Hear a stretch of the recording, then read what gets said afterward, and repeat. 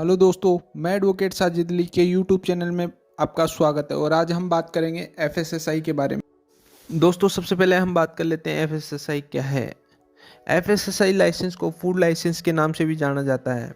यह लाइसेंस किसी भी फूड रिटेल बिजनेस को भारत में चलाने के लिए ज़रूरी है, क्योंकि फूड लाइसेंस प्रमाणित करता है कि आप फूड प्रोडक्ट्स जो आप बना रहे हैं या दुकान पर बेच रहे हैं वो उन फूड्स को स्टैंडर्ड्स को सेटिस्फाइड करता है जो भारत सरकार द्वारा निर्धारित किए गए हैं। इसे हिंदी में अपन भारतीय खाद्य संरक्षा एवं मानक प्राधिकरण कहते हैं। एफएसएसआई का पूरा नाम food safety and standard authority of India है। एफएसएसआई की ministry of health and family welfare administrative ministry है। इसमें 14 डिजिट का यूनिक नंबर मिलता है। मैन्युफैक्चरिंग या ट्रेडर के केस में फूड पैकेज पर प्रिंट कराना अनिवार्य है। दोस्तों, बात कर लेते हैं कौन से कारोबारियों को कौन सा लाइसेंस लेना ज़रूरी है।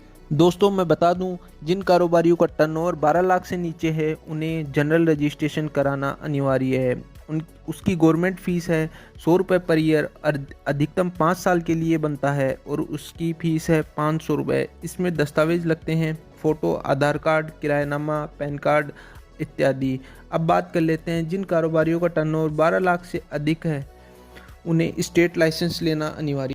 दोस्तों, स्टेट लाइसेंस के केस में सरकारी शुल्क 2000 रुपये पर ईयर है। अधिकतम ये 5 साल के लिए बनता है। और रेस्टोरेंट के केस में पानी की रिपोर्ट कराना ज़रूरी है, जिसे वाटर टेस्टिंग रिपोर्ट भी कहते हैं। और मैन्युफैक्चरिंग के केस में अगर आप प्रोडक्शन 1 मैट्रिक टन से अधिक करते हैं तो आपका सरकारी शुल्क 5000 रुपये है। और अगर आप प्रोडक्शन 1 मैट्रिक टन से नीचे रखते हैं तो सरकारी शुल्क 3000 रुपये है।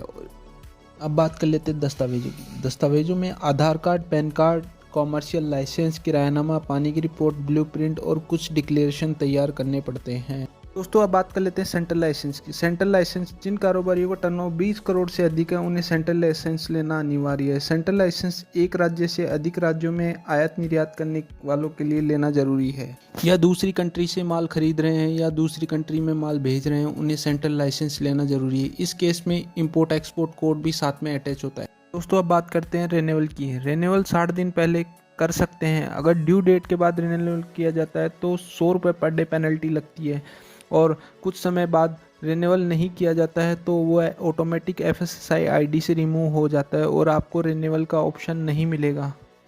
अब बात कर लेते हैं एफएसएसआई रिटर्न की।